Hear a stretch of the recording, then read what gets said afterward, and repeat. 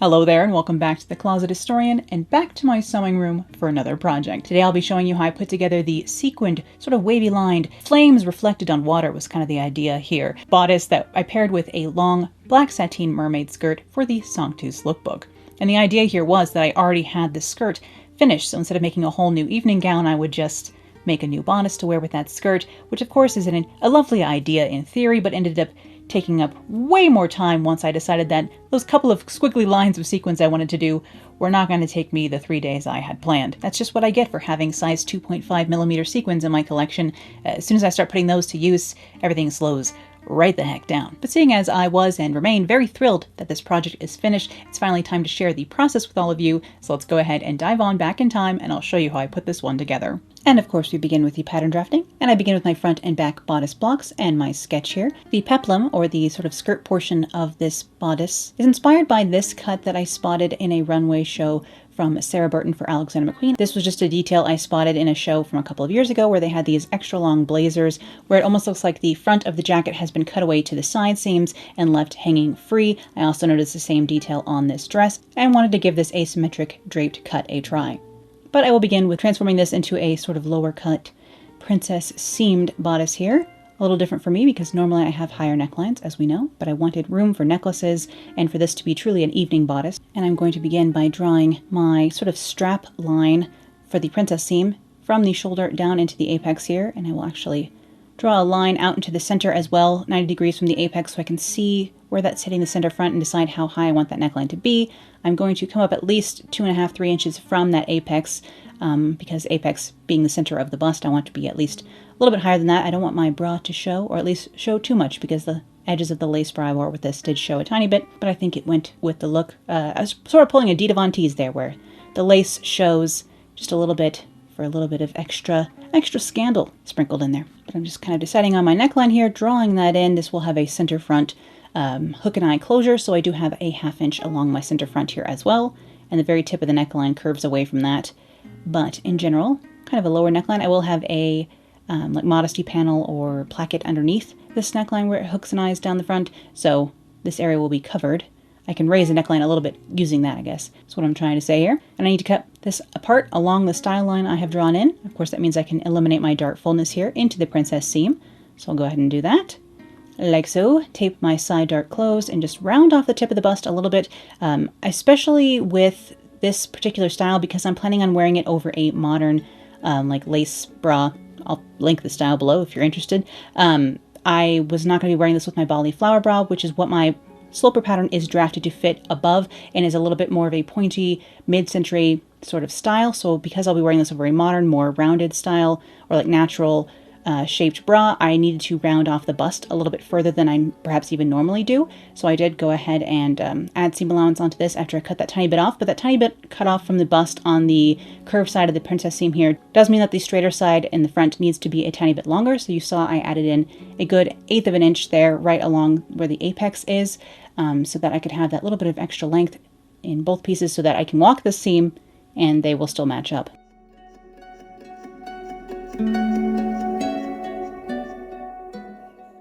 And I did, of course, forget to draw my notches in, as I so often do.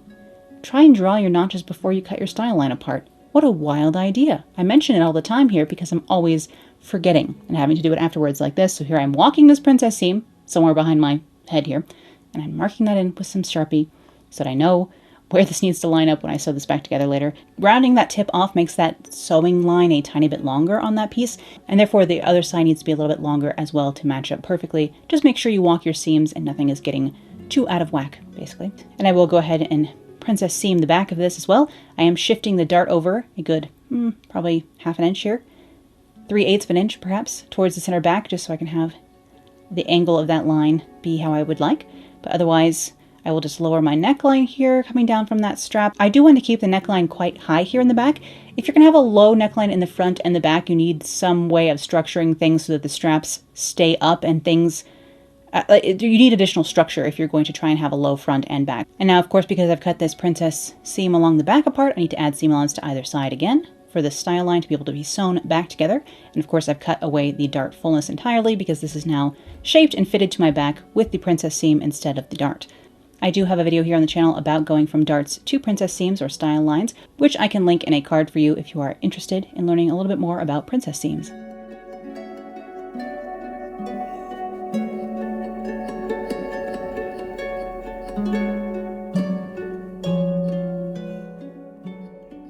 And I will go ahead and draft a small little cap sleeve, just a little bit of flare for my shoulder, basically, to extend this line and create that more triangular shape that I'm always interested in, an inverted triangle where my shoulders are wider, aka making the waist look smaller. I always love a little bit of extra illusion here, a little bit of help with the tricking the eye. Having the shoulder be wider makes the waist look smaller, something the 1940s knew and something the 80s went too far with, often enough. But I'm just tracing the very top 2.5 inches or so of my basic sleeve pattern, and I'm going to go ahead and add a nice, I don't know, maybe 2.5, 3 inches wedge of fullness along the center of that. Smooth off the cap again, which again is making this a little bit longer, so I will have to modify this later. I am going to be making a mock-up today just because I knew I was going to be spending a lot of time. I didn't know how much time at the time, but I knew I was going to be spending at least a couple of days sequining and embellishing this garment, so I didn't want to do all of that work on something that wasn't perfect. So in the end, I did make a muslin for this, and I'll show you my adjustments after I tried that on. I'm going to go ahead and grab my front skirt block pattern here, and I will use the magic method with this, where you put a awl in the dart point and close the darts along the waist to create an A-line skirt pattern. Of course, in this case, a very short A-line skirt pattern. Again, to see me do this A-line skirt modification in full, you can see the A-line skirt video, which again will put a card up to here, if you'd like to check that out. Just how to use the basic skirt block, aka the pencil skirt, to make the A-line skirt. Of course, just like the basic bodice block, you can use the skirt blocks to create many different skirt styles. And I'm just going around here from the front to the side seam, delineating how long I would like this skirt front to be. I'm making this 11 inches here to start with. And I will again kind of refine and decide exactly how long I want the peplum skirt portion of this to be when I try on the muslin in a moment here. Of course, the skirt cut here that I was kind of mimicking from McQueen, Sarah Burton had featured that cut on quite a long blazer, so it comes down quite far onto the hip. So, you know, don't know if that works just as well if the peplum is short or not, so I was trying things out, getting a feel for what that cut is like. It's kind of something that emerges from other cuts McQueen did earlier in his career, where there are slashes at the waistline and then the rest of the garment will hang free from there. General idea. I couldn't find an example of Alexander McQueen using this same cut, but it did seem that Sarah had used it a couple of times. And I will again do the same sort of modifications, tracing a copy of my skirt back with the A-line modification here, eliminating the darts. I will mark where the front peplum ends along the side here.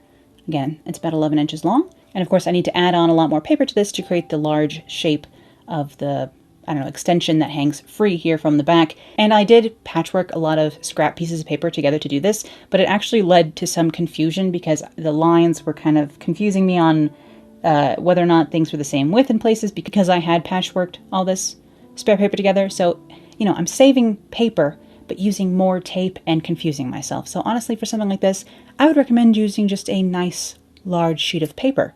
Another good option for drafting paper, for those of you who do not want to order alphanumeric paper like I use, is newsprint. You can get newsprint at the craft store in like the art paper area. It's usually pretty inexpensive for a large pad of newsprint, and it comes in giant pieces like a newspaper, old-fashioned newspaper, although I guess some people might be young enough that they have never seen an actual newspaper, but newspapers used to come in quite wide format papers, and you can get that size of cheap newsprint at the craft store usually, and it does work quite well for pattern drafting. Just another paper possibility. Of course, butcher paper works well as well, or craft paper, or wrapping paper. Often the back of wrapping paper even has a 1-inch grid on it like alphanumeric paper, so it's very useful for pattern drafting if you have way too much wrapping paper laying around, or if you just pick it up on super sale after Christmas time.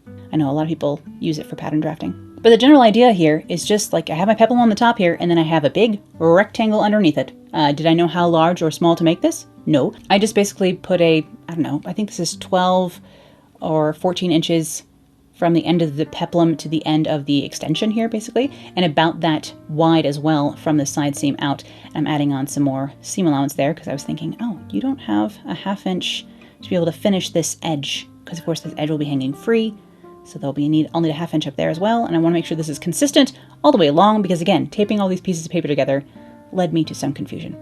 But yes, this is just a large rectangle stuck onto the end of my back peplum. Hopefully you can kind of see what is going on here with the geometry. And I will have each side of the back of mine separate, so I do have a 1/2 inch of seam allowance along the center back all the way along this back peplum piece as well. And yes, here I am still taping a tiny bit more paper on and making sure this is actually squared off. So just use a large sheet of paper. Don't do as I do as I say in this case, you know? Or do as you would do better. Because it's good to know that most of the time I am just winging it and hoping for the best. And I have plenty of floops to tape down here, don't I? Would have been easier to just cut a new piece of paper. However, the roll of paper I have in here is a newer roll, so it's very heavy, which is part of the reason I don't like lifting it back onto the table to cut off another sheet.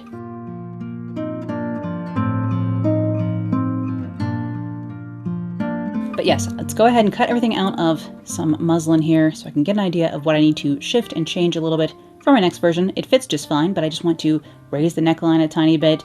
The way I maneuver the neckline around actually means I'm just going to draft a whole new back because it was easier than trying to figure out what tiny bits I needed to add it on at the shoulder. I didn't have the mental capacity to figure it out. So after I changed this neckline a little bit, I ended up just drafting a new back. So you'll see that. I'm going to change the sleeve up a little bit and the peplum too. So here's all the little tweaks that I made to my pattern after I tried on that first muslin. And I did need to go ahead and bring my neckline closer to my neck, up a little bit, out a little bit, because I was running into the problem of, you know, too much of my bra strap showing basically here. Just all depends on what style of undergarments you prefer or are planning on wearing. Of course, you could wear this over a lace top, which is what I did with some of the jackets in the video. And that eliminates this problem, honestly. I did want to flare my sleeve a little bit further, and actually I overlap it here at the cap just a bit so that I can retain that smooth line where it's going to be set in, but add a little bit more flare and also take out a little bit of excess that had occurred when curving that off along the sleeve cap. You can see I've gone from a very curved sleeve cap to something that is almost straight through the top of the shoulder, and that is what means it sticks out straight from the shoulder, which is what I wanted for this sleeve in this case. Instead of hugging down over the cap of the shoulder of my body, I wanted it to stick out straight from there so that it would add, again, that flare to my shoulder line, help create this inverted triangle shape. And I'm still modifying my neckline on the front pieces here, making sure I still know where those things are going to line up, try and smooth off that excess I've added in just a little bit here.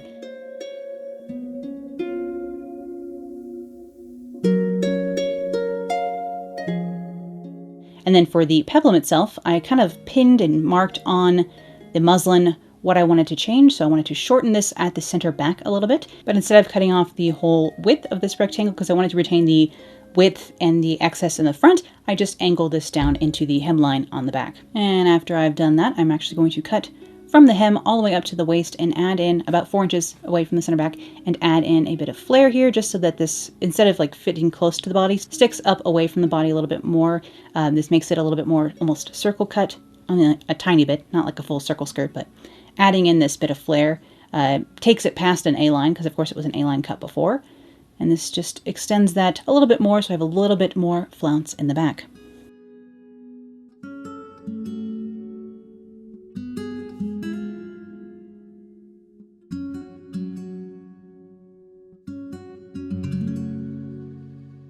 And I will kind of angle and curve that into the rest of the formerly straight hem in the back here. So I started with a rectangle, and now I have a bit of a strange shape instead. But hopefully you can see how I evolved to get here. And yet more floops to tape down in the back. And here I am, yes, just drafting a brand new back, because what I did to the shoulder had me really confused when trying to fix it for the back piece, because this is lowered just a tiny bit along the neckline, and I was like, what even needs to... And instead of having it be a 1/4 inch off, I decided to just draft a new back. It was going to be faster. So here we are. I'll grab the front and see exactly where that interacts along the shoulder seam and decide where I want to put the back neckline in. Again, I wanted to keep this kind of high to allow for structure in this garment so the front wouldn't gape open too much, or the back wouldn't gape open. The shoulders didn't have to be too tight without falling off. You can, of course, add snaps inside, or little loops inside the tops along the shoulder seam, so you can loop around a bra strap, and then the bra strap will give you the extra structure up there. Obviously, in super fine sewing and couture, they would go ahead and just add structure into the garment itself. They're like a structured kind of corselet or brassiere built into the garment itself. I am not that advanced yet, sadly enough. But same sort of idea here. Again, I've princess seamed the back. I've tilted my dart over a little bit, but still cut off that dart fullness, and then I can add seam allowance to my princess seam, make sure everything's still lining up with the front, same sort of steps that I did the first time, just drafting a new back that will fit in with the modified shoulder line. And you can see I'm checking and double checking myself, marking where things need to line up once I get to sewing later, just so I can kind of mentally walk through what I'll need to do when I get to sewing this here at this step in the process. That way, if anything needs to change or be fixed, I know now, as opposed to after I've cut everything out, and in this case, cut everything out and embellished it. And speaking of embellishments, let's start designing the pattern for that. So I have my little sketch here, which had some squiggly lines on it, and I was kind of sticking to that idea of placement where it kind of meets in the center and mirrors on either side, chevrons along the center, kind of, you know, angled lines, but wavy versions. But I am just freehanding all of this and drawing, making it up as I go along for each piece, and hoping it turns out nice in the end. This is not super overly planned in any way, but I am quite pleased with how it came out, so that's good.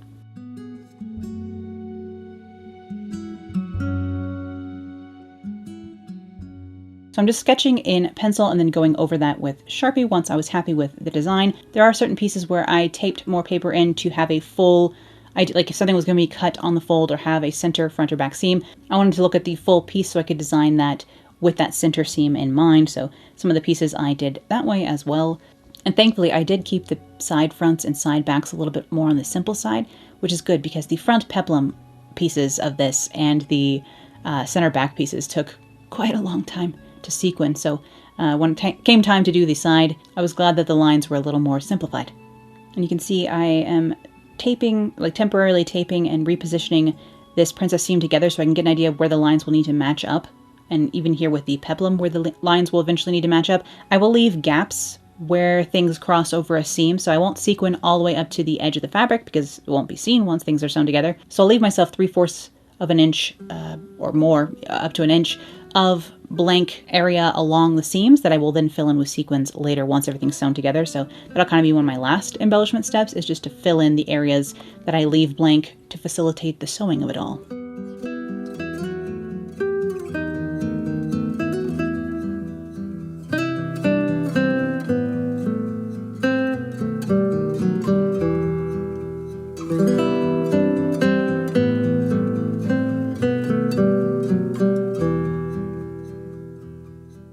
And some of these lines did change once I started putting things onto fabric later, but this was the vague general idea.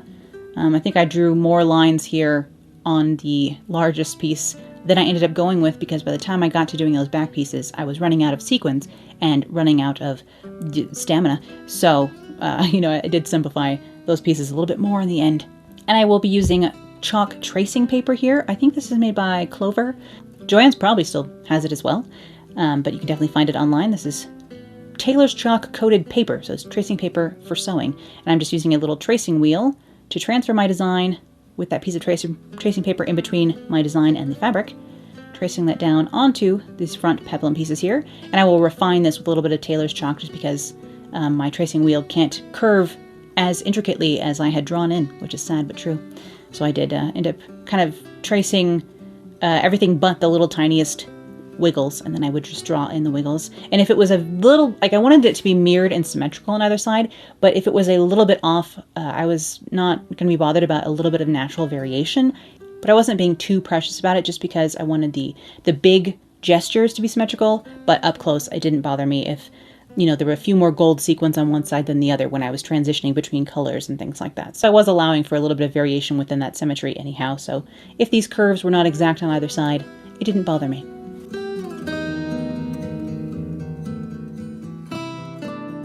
And here you can see my indications in chalk as I start sequining away. For the main lines of everything, I kind of sketched everything in this size 5. This is actually called a satin sequin. It's still shiny, but it is a not a metallic finish, so it's not like a metal sequin. It's just a flat plastic, I guess, sequin. I'm sure these are made of like ABS or something. No idea. I would have to ask Cartwrights. They know.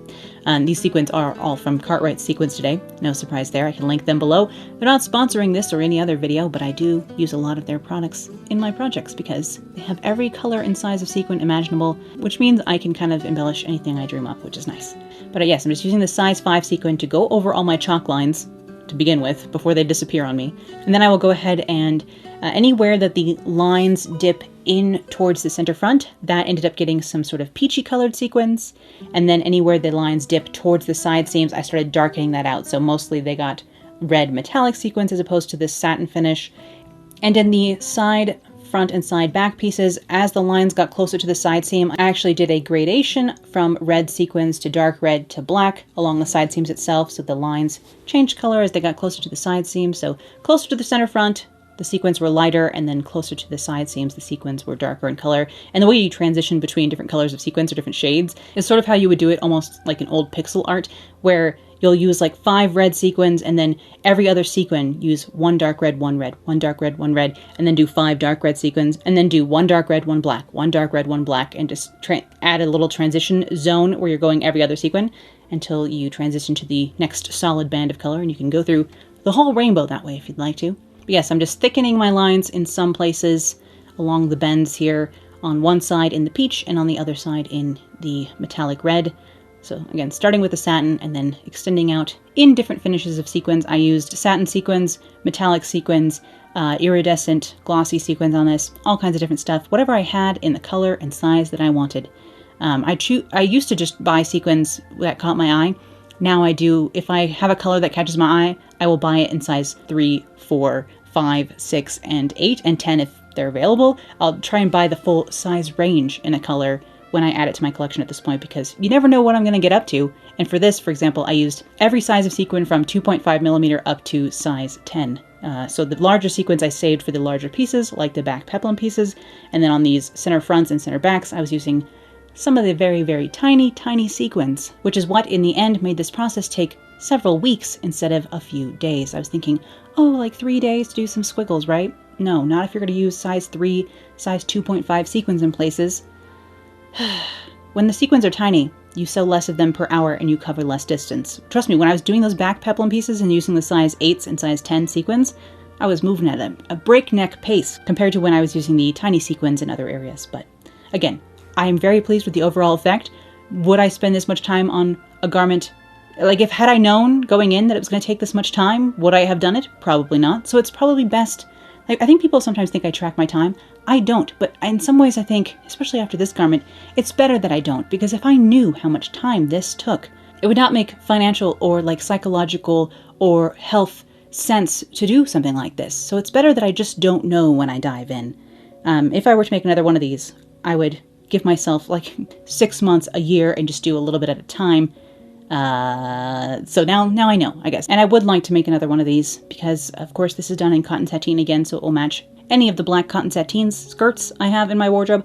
But I would like to do something like this in a like Duchess satin or a taffeta or, I don't know, even Lana Dupioni in the future. And obviously I need to do something in green sometime, or like iridescent green. So I would love to do this whole thing again in green, but I'm going to need a break. And I'm going to need to plan that as a long-term project as opposed to something I plan to turn around in a week, because there's just no way. And what I'm doing here is actually I'm interlining the bodice pieces, the fronts and the backs, with some muslin just for a little bit more structure in this. I'm not going to interline the skirt pieces or the peplum pieces of this just because they are larger and I don't need the same amount of like tailoring out of them. I want them to kind of drape and flow, so didn't bother interlining these. And while you have seen me hand stitch fabrics to interlining in the past here on the channel, I did just run these ones through the serger for a quick interlining.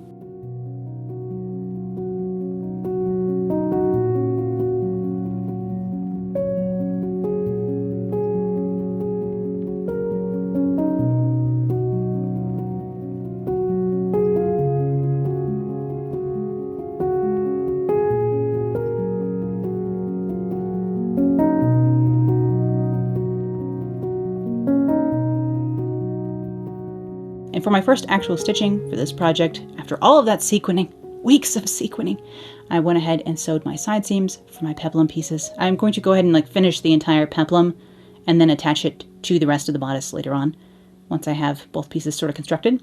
So I'll go ahead and line this peplum as well. Here is my coral colored polyester shantung lining. This is from moodfabrics.com. I can link this fabric below. It's actually a red, like a bright red and a white cross weave, so it's a little bit iridescent, a little bit dusty looking in the folds in reality. You can kind of see that actually here while I'm clipping my curves along the side seam here.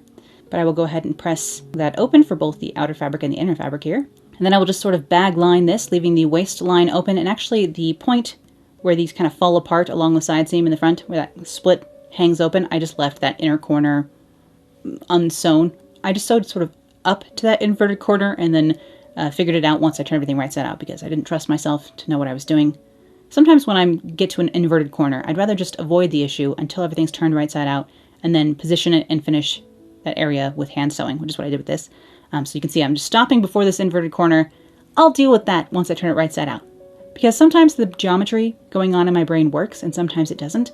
And I'd rather just give myself the space, literally, to figure it out once everything's in the right orientation, as opposed to having to figure it out on the inside and then turning something right side out and having it get tangled in any way. But I am just backstitching my corners a little bit here, leaving the needle down, turning that while the presser foot is up and putting the presser foot back down, and then I'll just keep sewing, but I am just doing a little bit of backstitching along those corners just for a little bit of reinforcement because this shantung is not the strongest. The sateen, no trouble turning at a corner, but the shantung is not the most tightly woven fabric, this particular one. It's a little on the slippy side, so I gave it a little bit of reinforcement since I knew I'd be clipping those corners when I turn this right side out.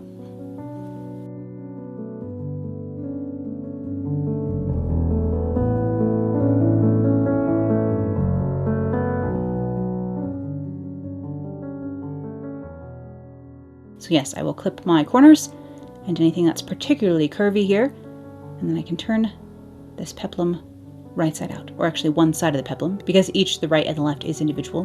But I will turn this right side out and then poke my corners out with some hand-dandy knitting needles. Of course, you could throw understitching in here as much as you wanted to.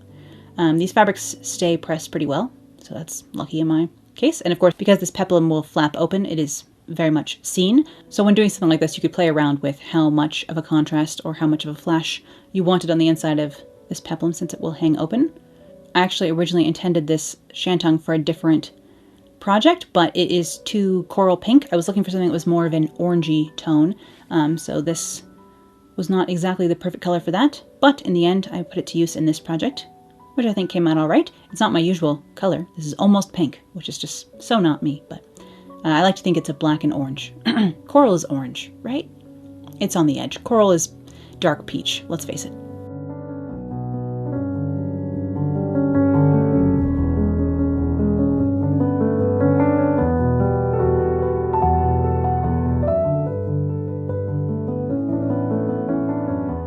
But just pressing everything into place, and I can pin my waistline together so that things don't move around too much. You can even baste that if you were so inclined. If you were doing due diligence, which sometimes I do and sometimes I don't, as we know. And I've sewn my center back of my bodice together here. Yummy. Something like this doesn't need to have a center back seam. I could have done this all in one piece. I kind of like it's not like boning, but there is a little bit of extra structure added in a seam. So it's got, it's not like there's pieces of steel running down the center back, but there are these little extra bits of fabric running down the center back. There's a layer of the sateen and a layer of the muslin running down the center back. You could actually throw some boning in there, and I will put boning in the side seams of this garment. But if you wanted to add, a little bit of extra structure and smoothing into something like this, the center back would be a good place to do it. Kind of following along the way that you bone an 1880s, like a Victorian bodice. Even though you're wearing a corset underneath it, which is adding most of the structure, the garment still needs structure as well. And you could wear something like a long line bra under something like this. We all know I'm a fan of the Rago long line. But because I knew I was going to be wearing a regular lace bra underneath this, I did go ahead and put boning into the side seams of the garment itself to keep me looking nice and smoothed and snatched, as the contemporary parlance should have it, or at least the parlance of several years ago. But I've sewn my back princess seams as well now, and I can go ahead and sew my little shoulder seams here for my straps and the side seams of the garment itself. Again, luckily we have a black outer fabric and a muslin inner fabric, which means that we can see what's going on thanks to the contrast, which is useful. Just using my Gutermann all-purpose thread in black, a size 12 Microtex needle over here on the machine, and my usual 1/2 inch seam allowance, of course. Use whatever seam allowance you planned in the patterning stage, however, The key there is not one particular seam allowance, but just to make sure that you're keeping it consistent between pattern drafting and sewing.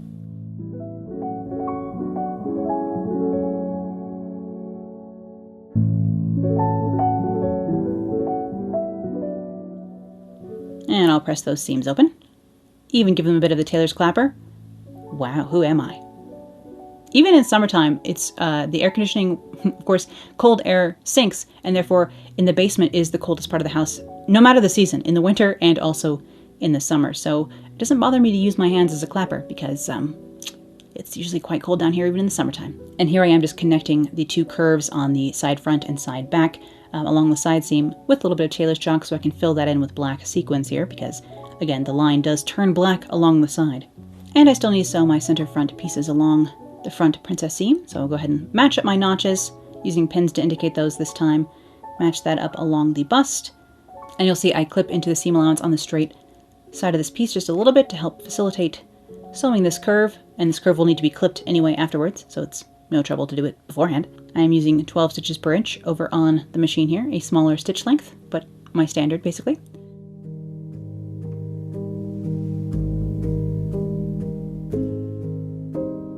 And I will again, yes, clip that seam over the bust and then press my center front princess seams for both sides as well.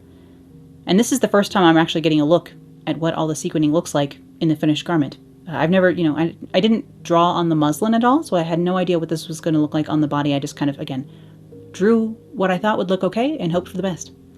And I'm just using my tailor's ham and a little bit of steam here to help me iron over the bust.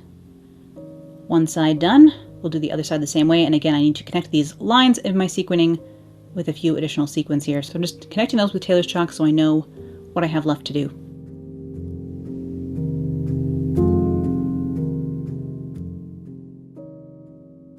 Then again I will mark my notches on the other side with pins and stitch the other side of the front on in that same way. And here's what the back's looking like, and here are my side seams that, again, yes, I'm going to add a little bit of plastic boning to. This is some like flock covered boning that they used to have at Mood. I don't think they even have it anymore. It's similar enough to regular boning that they have at Joann's, and I could use that as well. I got it out as you can see here, but since I had a little bit of this left and it's very easy to sew through, it's not like a particularly stiff boning. It's just a little bit of extra plastic to add some stability in here. And I do want to make sure this is short enough that it's not going to interact with my sleeve seam or the waistline seam, so I have it a good little over ½ inch, 5/8 of an inch shorter than it needs to be on either side so that I can stitch this down. And I am just felling this down along the seam allowance, stitching it to the seam allowance the same way I do when doing my Victorian sewing. This is a period technique from the, late Victorian era that I'm using on a highly modern garment here. But in the end, I actually think, especially with the shape of the mermaid skirt, this does look a little bit turn of the century, and the wavy lines are a little bit Art Nouveau. So with the hat and everything, it's sort of like a twisted Art Nouveau of the future kind of garment. I don't know if you see that the way I do. It's a less exaggerated, perhaps, sci-fi version of, say, 1903,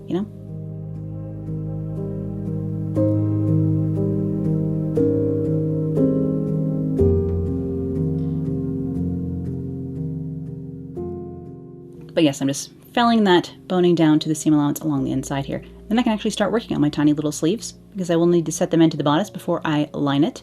I will line the sleeves and then line the bodice separately and have to stitch the lining of the bodice to the lining of the sleeves, so you'll see that later on. But for now I've just sewn the underarm, the tiny little underarm seams of both my outer sleeves and the sleeve lining, and I will stitch these together along the sleeve hems, and then I will do some understitching in here and just basically finish off my tiny little sleeves here before I set them into the garment. I do like having a bit of a sleeve on things, both for insecurity reasons, but also because that means I can wear a little light layer underneath a garment that I can easily wash, whereas something like this, although technically the sequins are all plastic and the garment itself is made out of a polyester shantung lining and a cotton sateen on the outside, everything is washable, basically is what I'm saying, for this ensemble in many ways.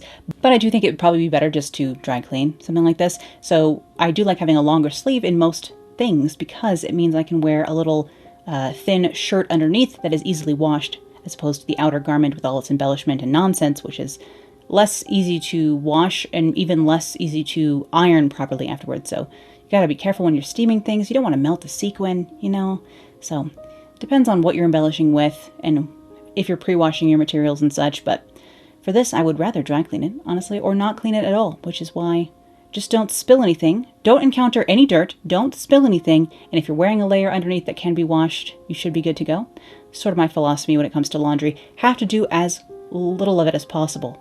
Wash inner layers, not outer layers. I have a very historic policy when it comes to how I want to structure laundry in my life going forward. The 1880s and I have a lot in common in this sense, where embellished outer garments, wash your inner garments, you know? And this is quite curvy in areas, so I'll put a couple of clips in there so that things will lie smooth. Give this a initial press and then run that back through the machine for the understitching. Stitching the seam allowance to the coral colored side of this, the lining side. Again, you could have a matching lining, but I went with contrast lining on all of this to accent hundreds, well, probably thousands and thousands of sequins in this case. And I do need to construct my lining because, as usual, I've put it off. So I'm going to basically follow all the same steps that I did for the outside in my flimsier lining here.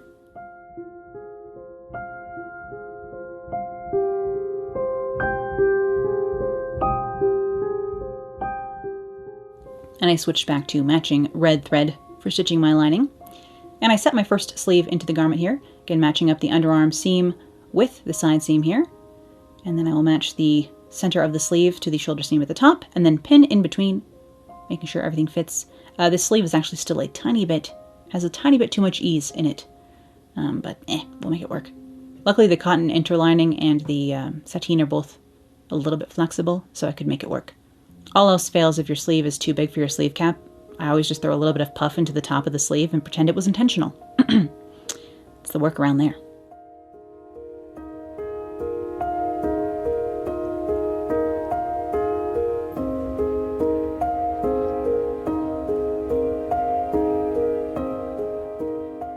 And again, my sleeves are already fully lined here, so I will have to finish the bodice lining around this armscye as well. So again, I will show you that process in a moment. I always dread doing it, but it seems like it tends to be less painful than I remember every time. I don't know why.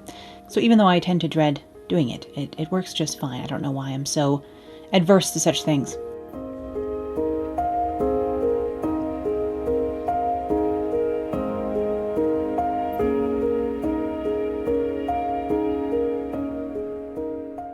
But in preparation for doing that, I will go ahead and clip the curves of this armscye and press all of the seam allowance towards the inside of the bodice, where it will be covered by the bodice lining in a moment. I did have a couple more lines to finish off with sequins here on the sleeves, where the lines stop on the bodice and continue out onto the sleeve, so I'm just drawing those in with a little bit of tailor stroke. Again, if it's not perfectly symmetrical on each side, it doesn't really bother me. It's symmetrical enough, you know? And I will go ahead and grab my bodice lining here and slip that on right sides together onto the outside of my garment here.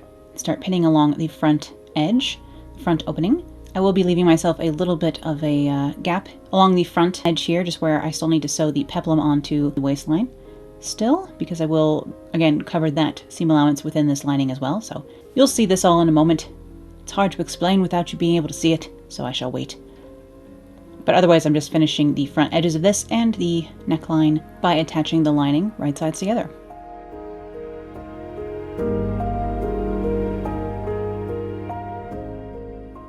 Making sure to line up the shoulder seams, the points, all the relevant stuff between the lining and the exterior fabric. And again, I'm going to reinforce my corners here. It's not like I had one pull apart on me anytime recently, but I've just started reinforcing them more and more, especially on something like this where I did put so much work into that sequining. I want this garment to last me a long time. And luckily, it would be a lot more practical. I could wear it to dinner or for any sort of event if I paired it with a pencil skirt as opposed to the long, more formal skirt, of course, like I did for Sanctus. But I'll just maneuver around the back neckline here, back over the shoulders, and down the other side of the front of the bodice, stitching the lining into place.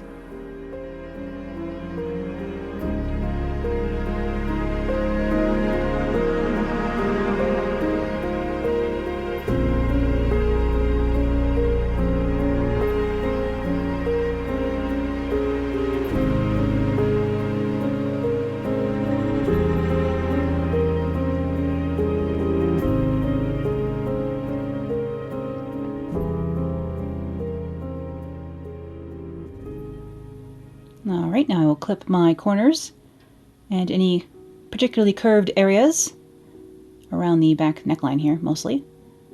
Many layers to snip through, but I'll do my best.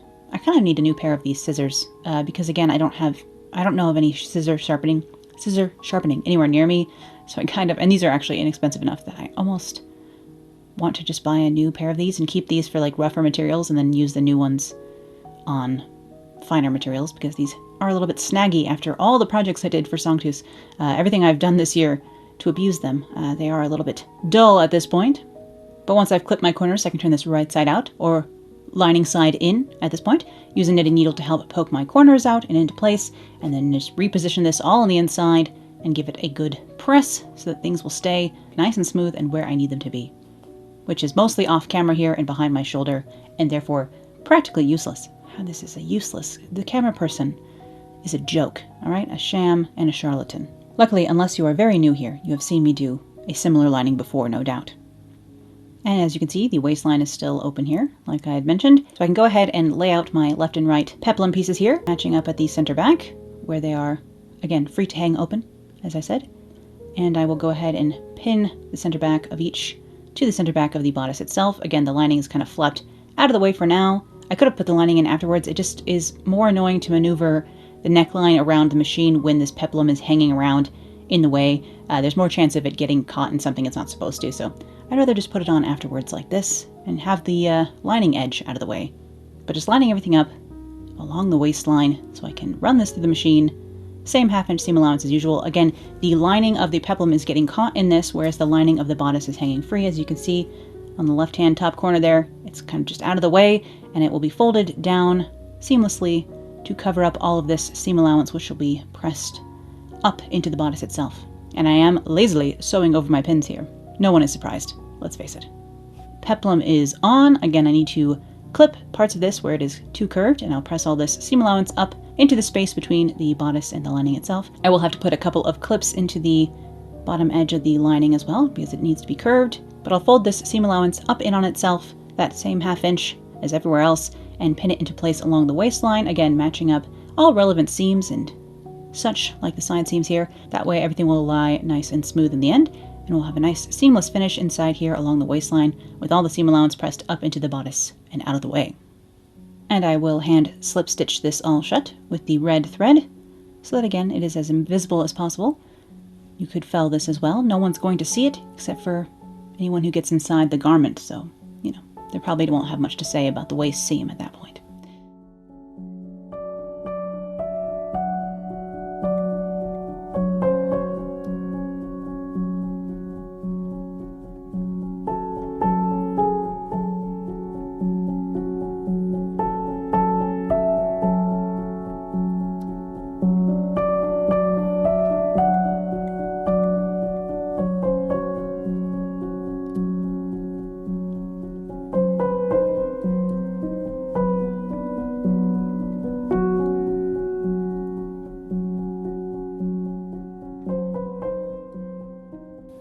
And with that waist seam taken care of, I can also come up here to my underarm seam, travel up the side seams up here to where, again, the arm side is still slightly loosey-goosey.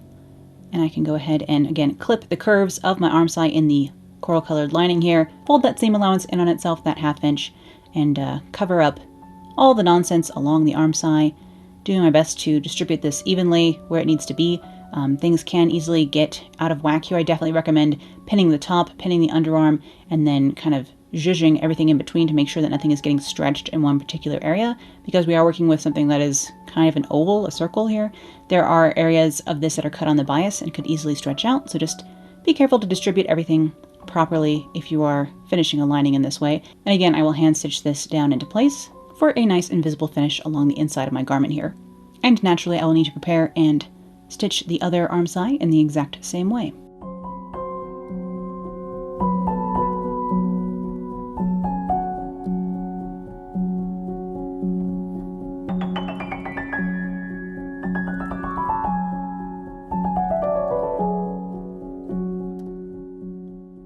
And the last thing on my agenda for this project here is to go ahead and interface a piece of the black sateen, line it in a last little bit of coral shantung here so that I can create a front placket to go underneath the front hook and eye closures. I'll sew a hook and eye around every inch or so, or every inch and a quarter probably, down the center front. Depends on how many hook and eyes I can get my hands on rummaging through all the drawers in this room. But I usually just make a 2.5, 3 inch wide little placket here to go behind my hooks and eyes or buttons or whatever I'm doing down the front of things. Usually I do use a center front closure with hooks and eyes. It is just what I prefer. You could also do hand-sewn eyelets and lace up the front of something like this. You'll definitely want to have boning along the center fronts if you do something like that though. I am going to be putting boning into this placket today. If you forget to put boning in the center fronts of your garment, you can always throw it into the placket, which serves as a bit of a busk underneath. So either way, the boning seems to serve the same function. So if, like me, you closed up your lining without putting any boning along the center fronts and you want them to remain nice and smooth, throw the boning into the placket. This is the solution there. And with this soft plastic boning, of course, I can sew right through it. So as I top stitch around the edge of my placket here, the boning will be held into place. Although you probably will dull your needle doing this, so you'd want to replace it before you start stitching anything nice and fine afterwards. And at this point I thought I should switch this to black thread, because obviously the coral is showing. Not that the placket is exactly seen, but eh.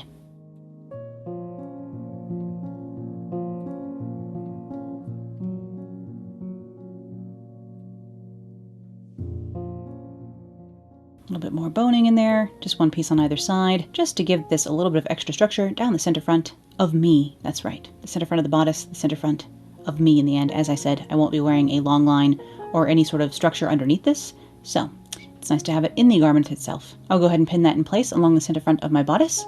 I will hand stitch that down and of course hand stitch on my hook and eyes, which does actually take quite a while. I dread this for some reason less than I dread doing the arm size, but honestly it takes longer. And with the hook and eyes sewn on, this garment is officially finished, and thank goodness, because of course again the sequining did take me far longer than I had first anticipated, but I certainly can't deny it is rather fun in the end.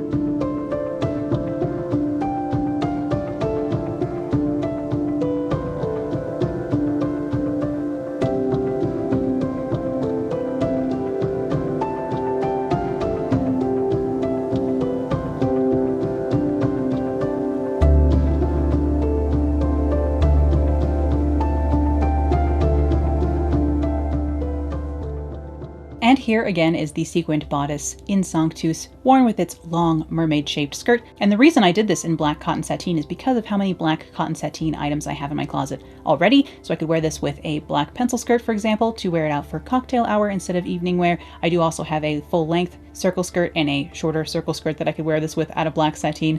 Black sateen, as we know, is probably my most used fabric. And although this project took up entirely too much of my time, I am very pleased with the result. I would love to make something like this in other colors. It's kind of strange that I spent this much time on something that is not actually in green or like all black, because those are my more preferred colors. This is a little bit outside of my comfort zone as far as colors go, bringing it into the more warmer sort of flame tones. But I do think I'll need a break and a better plan if I ever jump into another one of these. But I hope you enjoyed seeing how this project came together today, and thank you as always for watching. I'll be back with more sewing, vintage fashion, costuming, and crafting real soon, so I'll see you then. Bye!